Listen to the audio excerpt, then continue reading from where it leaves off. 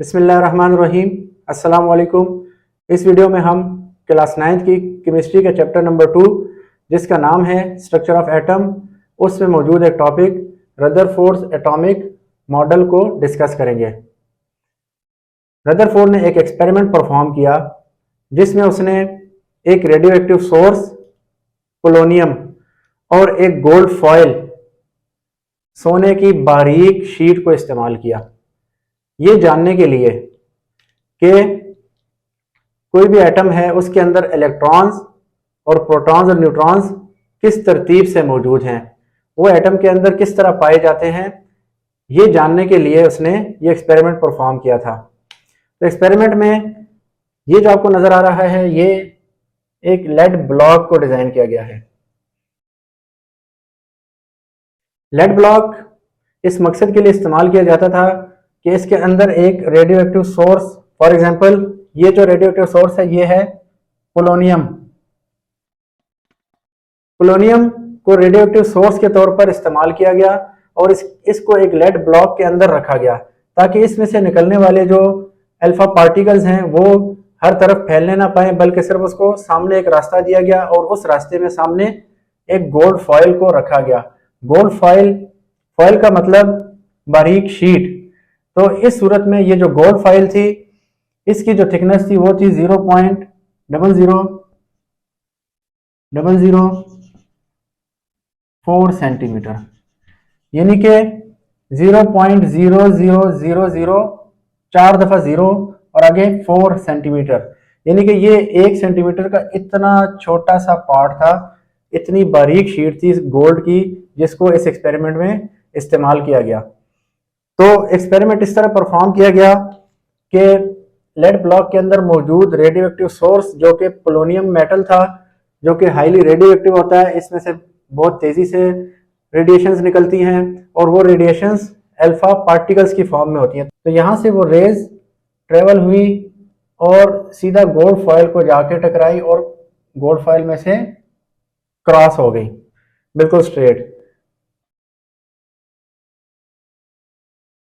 तो ज्यादातर रेज जो इस पोलोनियम मेटल में से निकली जो अल्फा पार्टिकल्स की फॉर्म में थी वो इस गोल्ड फॉयल में से स्ट्रेट क्रॉस हो गई, लेकिन कुछ रेज ऐसी थी जो कि यहां से इस रेडियोएक्टिव सोर्स में से निकली और किसी एंगल पर बेंड हो गई, डिफ्लेक्ट हो गई, और कुछ रेज ऐसी थी जो कि टकराने के बाद वापस बाउंस बैक हो गई। तो इस एक्सपेरिमेंट के जरिए रदरफोर्ड ने जो ऑब्जर्वेशंस की वो कुछ इस तरह थी कि उसने बताया कि almost all the particles pass through the foil undeflected.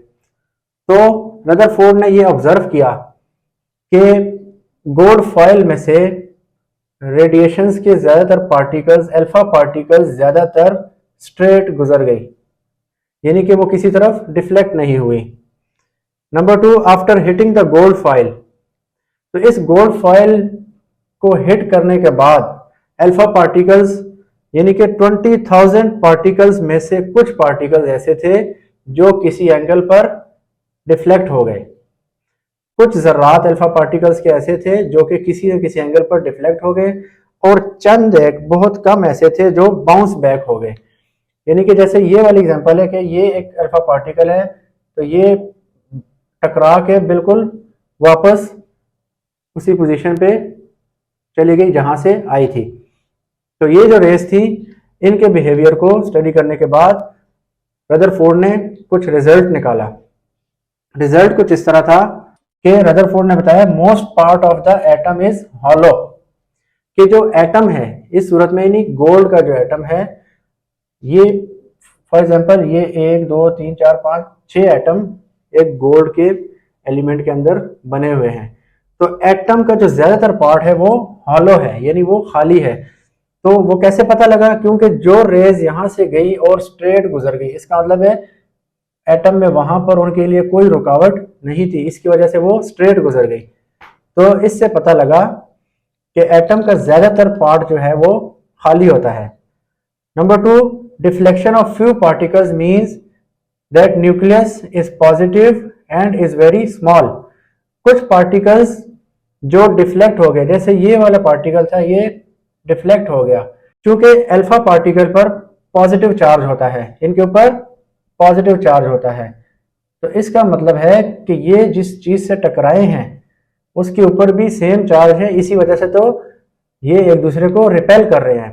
तो उसने बताया कि फ्यू पार्टिकल्स का डिफ्लेक्ट होना ये जाहिर करता है कि जो एटम के अंदर जो मास है वो पॉजिटिवली चार्ज है, और नंबर 2 उसने ये ऑब्जर्व किया था कि वो बहुत स्मॉल है, उसका साइज बहुत स्मॉल है। वो कैसे बताया? क्योंकि ज्यादातर रेज स्ट्रेट गुजर रही थी और कुछ रेज ऐसी थी या कुछ पार्टिकल्स ऐसे थे जो किसी न किसी स्मॉल या लार्ज एंगल पर डिफ्लेक्ट हो रहे थे। तो इससे जाहिर हुआ कि वो जो डिफ्लेक्ट करने वाली चीज है वो बहुत छोटे साइज की है। फिर रदरफोर्ड ने ये नतीजा अखज़ किया कि electrons revolve around the nucleus. तो यही तो रदरफोर्ड देखना चाहता था कि एटम के अंदर इलेक्ट्रॉन्स की क्या पोजीशन है और प्रोटॉन और न्यूट्रॉन्स की क्या पोजीशन है। तो उसने ये रिजल्ट निकाला कि इलेक्ट्रॉन्स जो हैं वो न्यूक्लियस के गिर्द रिवॉल्व कर रहे हैं। और इसके अलावा रदरफोर्ड ने ये भी रिजल्ट निकाला कि एटम जो है वो न्यूट्रल है। क्यों? क्योंकि एटम में जितने इलेक्ट्रॉन्स होते हैं उतने ही प्रोटॉन्स होते हैं। तो आपको पता है कि इलेक्ट्रॉन्स पे नेगेटिव चार्ज होता है और प्रोटॉन्स पे पॉजिटिव चार्ज होता है।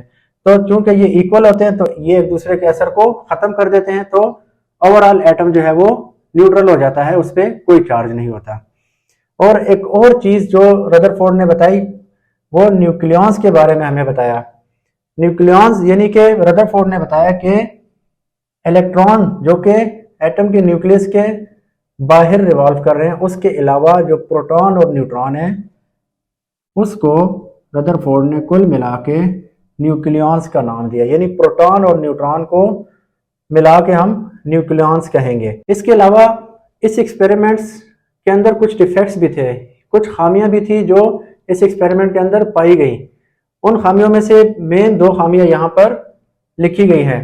तो सबसे पहले क्लासिकल थ्योरी वालों ने ये एतराज लगाया कि अगर इलेक्ट्रॉन्स एटम के गिर्द रिवॉल्व कर रहे हैं तो इलेक्ट्रॉन तो एक चार्ज पार्टिकल है, इसका मतलब है वो अपनी एनर्जी वक्तन फवक्तन रिलीज करता रहेगा। एक वक्त ऐसा आएगा कि इलेक्ट्रॉन की एनर्जी खत्म हो जाएगी। तो जितना इलेक्ट्रॉन कमजोर होता जाएगा वो न्यूक्लियस के नजदीक होता जाएगा, न्यूक्लियस के ट्रैप में आ जाएगा। तो इस तरह तो एटम जो है वो एटम शुड कोलैप्स, यानी एटम तो तबाह हो जाएगा इस तरह। तो रदरफोर्ड ने जो मॉडल दिया था वो इस तरह था कि सेंटर में न्यूक्लियस और साइडों पे ऑर्बिट्स में इलेक्ट्रॉन्स रिवॉल्व कर रहे हैं। लेकिन क्लासिकल थ्योरी वालों ने ये एतराज लगाया था कि जो भी रेडिएशंस होती हैं वो मुसलसल अपनी एनर्जी रिलीज करती रहती हैं। तो इलेक्ट्रॉन भी क्योंकि एक चार्ज पार्टिकल है तो ये अपनी एनर्जी रिलीज करता रहेगा। तो ये एतराज उनका लगा हुआ था कि ये फर्ज करें इलेक्ट्रॉन है, अगर ये मुसलसल न्यूक्लियस के गिर्द रिवॉल्व करता जाएगा तो वक्तन फवक्तन ये अपनी एनर्जी कम करता जाएगा, न्यूक्लियस के नजदीक आता जाएगा और आखिरकार न्यूक्लियस में आकर ये गिर जाएगा, कोलैप्स हो जाएगा। तो इस चीज का जवाब रदरफोर्ड के पास नहीं था। उसके अलावा दूसरा एतराज ये था कि अगर इलेक्ट्रॉन्स मुसलसल रिवॉल्व कर रहे हैं इसका मतलब है वो मुसलसल हरकत में है, तो वो मुसलसल एनर्जी लाइट की फॉर्म में रिलीज कर रहे हैं। तो लाइट की फॉर्म में रिलीज करने के लिए जाहिर था कि एक कॉन्टिन्यूस स्पेक्ट्रम बनना चाहिए था। तो चूंकि इलेक्ट्रॉन्स की एनर्जी को शो करने के लिए एक स्पेक्ट्रम यानी लाइट की फॉर्म में इनको बनाया जाता है, कंपोनेंट्स ऑफ लाइट के जरिए इनको शो किया जाता है।